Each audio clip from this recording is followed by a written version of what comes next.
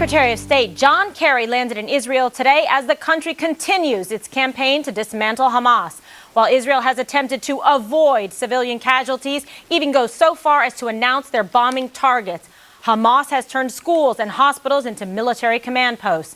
Now, instead of condemning this deplorable action by Islamic fundamentalists, the Council on American-Islamic Relations is calling for Israel to stop their military action. Kerry's reaction is a far cry from Rush Limbaugh, who leveled this serious charge against the Hamas terror group. Here we have the modern-day Nazis. The Palestinians, Hamas, you name it, are the modern-day Nazis, where the Jews are concerned. Here you have a whole region full of them, and nobody will utter the word. That describes the ideology of the Islamic Jihad, which is anti-Semitism.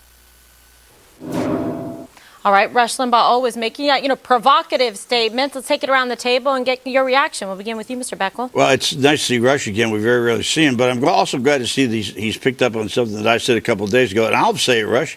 It is anti-Semitism. They want to get rid of the Jews. They want to exterminate the Jews from the Middle East, so it is Nazism. And I think that, look, I don't know how much farther Israel can go to try to protect innocent civilians in the Gaza, and how much farther Gaza can go, how much can go to put them in harm's way. At some point, the American media, particularly, and others, and CARE, I mean, who cares what CARE says? But anyway, CARE, if you want to be a serious organization, can you please condemn these Nazis from doing what they're doing? Can you please do that? They started this thing. They're the ones who got to be cleaned out, and you sit back there and blame Israel. A pox on your house. Bowling, should it matter? Well, maybe we should start with President Obama. President Obama has literally and figuratively been bowing to Muslims since he took office. The White House declared Israel the loser in this conflict. The Palestinians have shot 2,000 rockets into Israel. All Israel is doing is said, "We told you not, stop." And now they're feeling the pain because of that. The FAA doesn't make a move without the Department of Homeland Security. Right. DHS is appointed, for the most part, by the Obama administration. So the Obama administration knew exactly what they were doing when the FAA put the flight restrictions into Israel. By the way, why aren't there flight restrictions into Pakistan, Yemen, Afghanistan, or other countries that rockets are flying and are dangerous places? There aren't flight restrictions there by the FAA. Right. So they've singled out Israel as their point.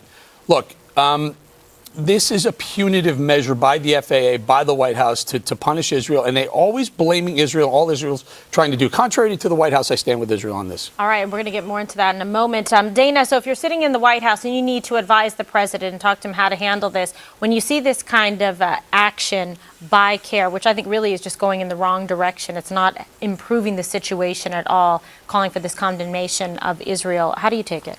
I think CARE is probably the least of their worries right now. I think it matters very little that they reach out to them. I'm sure they have try to have a cooperative relationship with them. I don't think it's that important at this moment. I think that the fact that John Kerry is there, just remember, John Kerry has been there a lot in the last 2 years. I mean, that was his goal, was to try to establish some sort of basis for a Middle East peace deal.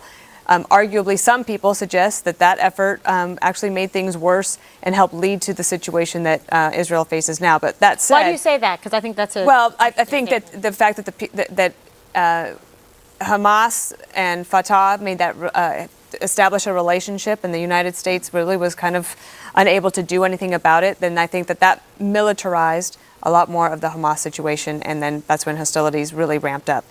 Also say that I don't subscribe to the theory that the grounding of the flights was political, like a decision made by the political people at the White House. I do think, however, that the consequences of it gave Hamas the green light to say, if you keep doing this, you can have an effect that could cripple Israel, so keep doing what you're doing. So I think there are practical consequences to what they're doing. I wish that they would change it. All right, Greg, I'm going to get your thoughts on two things, but first I want to pay a little bit of sound here from Ambassador John Bolton regarding the FAA decision to ground the flights. I'd like to know who influenced the FAA's decision, because I think in the Obama-Kerry paradigm of the world, this puts economic pressure on Israel to increase the likelihood they'll agree to a ceasefire. In my way of thinking, it proves precisely the opposite. It's why Israel can't live under this constant threat of being rocketed. Greg, start with Kerry. Well, I mean, if you look at two conflicts that are going on right now, you have a plane that was shot down in eastern Ukraine, possibly by separatists, perhaps a mistake, and I believe probably a mistake. In Israel, when a passenger plane is shot down, it's actually intentional.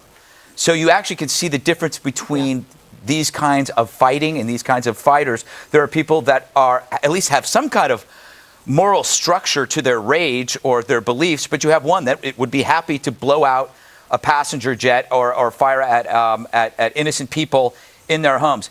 Care, to me, is like the father who is angry that his bully son, who started a fight, got his butt kicked by the smart kid with glasses. And they're saying, oh, enough. But Care's brilliance really is that they know how to target America's Achilles heel. Our obsession with tolerance and our fear of racial accusation. Care bludgeons us with a cudgel of inclusion. But we can't do it back to them, because they don't care about tolerance. In Islamic countries, there's no such thing. You're either with them or you're against them. And if you're against them, God help you or Allah help you. But there are no such obstacles among Islam, whereas we have to deal with this, and we are in many ways a cowardly country beholden to the fear of being called a bigot. You know how we fight back, though? You know what we really do? We talk about Care. We let people know what Care really is. Care is really the PR wing of Hezbollah, Hamas, and the Muslim Brotherhood. That's what they were there for, put in place for. They were there to kind of calm the tensions, the finger pointing at the radical Muslim extremists that America was kind of getting very mad with. That Care says, no, let's point out the moderate Muslims that are around the world. The problem is they're also representing the extremists. But wait, but Care, who is Care's biggest fan? Iran. No, Glenn Greenwald. I mean, he's the same guy who gave us Snowden. Snowden was a Valentine to Care to undermine the war on terror. And where is Snowden now? He's in with Putin. So, I mean, if you hate Care, you can't be friends with Greenwald. Well, let me say one other thing. The idea that somehow... You know what I mean? No, I'm not getting. I'm saying, aware of their relationship. Greenwald has a very strong relationship with Care, which also informs what he did on the war on terror with Snowden. Okay, fair enough, but that doesn't take any of the spotlight off of what Care really is. 9/11 unindicted co-conspirators of 9/11. They're you know why they're really doing this? I agree with you. I actually think it shows more of what Care is all about. That they have such a relationship with Glenn Greenwald. I think that actually they'll take anyone that will be friends with them. What do you read from that, Dana? Journalist. We cannot let this segment go by without that ridiculous comment that they decided to not land planes in Israel. When you have a bomb that goes off within a mile of a major airport, you're going to stop planes from going in. How many bombs are going off in Pakistan? Not next to their airport. How many bombs are going off in Afghanistan? Not next to their airport. Can I repeat this? This is such BS on your part. You know what this is? This is singling out Israel when they don't need to be singled out. That is so uninformed and ridiculous. This is the White House you are just off the wall. Punishing Israel and not other countries. Come on. And by the way, the White House has bowed to Muslims since it. Oh, yes. Was that true when they put drones on top of when they killed bin Laden? You think that was bowing to them? You know why this is going to end? Not because of Obama, not because of Care. This is going to end because Hezbollah said to Hamas, hey, you guys want to fight Israel? We're not fighting this fight. We got our hands full with Syria, Lebanon, and to a certain extent Iraq. That's where we're full.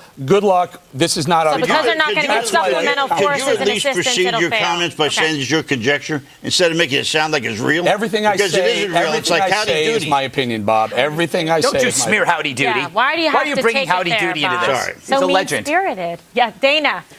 Put some sense and some color on this. Thread the needle again? Thread the needle. Talk about Jasper. Bigger picture, pulling back. Okay, we have to decide how much when we say we fully support Israel, does that mean that we fully support their right to defend themselves no matter what it takes? They have taken great pains to make sure that civilians are not in harm's way. Hamas, one of the tactics is to put innocent people in harm's way. So you are dealing with fundamentally different ideologies of how to fight a war. So if this is going to continue, and we're going to say that we support Israel, that has to mean fully supporting Israel to do what they might have to do, which could be very unfortunate for some civilians that are put in harm's way. How does the U.S. do that? What do they need to do to fully support Israel? I think, I'm not sure. I think that John Kerry, hopefully, we're to have put our faith in their leadership to try to see if they can One thing you pull them don't together do, to get a ceasefire, at least. Ceasefire will allow you some space to get a political solution, but I don't think that will be enough at this point. I don't think that they'll be able to get it until somebody blinks. Right. And I don't think it's going to be Israel. And what you just said is a good point. Can't afford to. Hamas has all the support now that it needs. Yeah, listen, Israel the problem is the largest recipient of U.S. aid. It's the largest recipient of U.S. intelligence. I would bet you that these tunnels have been seen by U.S. satellites, and they're giving them the information. The United States has done everything they possibly can, and for years, for Israel. well, and they should continue. Of course. Right, but there shouldn't be any let off on I that. think a lot of it has to do with stand united with propaganda. them. Right. Propaganda is a major part of any war effort. The United States is not very good at it in the Middle East region. The terrorists and Hamas, they're very good at it in that region, and they're better than us at cyber warfare. So I think that we could put some efforts in addition to what we're already doing on the ground with intel, et cetera. But a propaganda campaign is actually probably more effective. Yeah, build international support. For the Hamas propaganda to work, you have to have a sucker.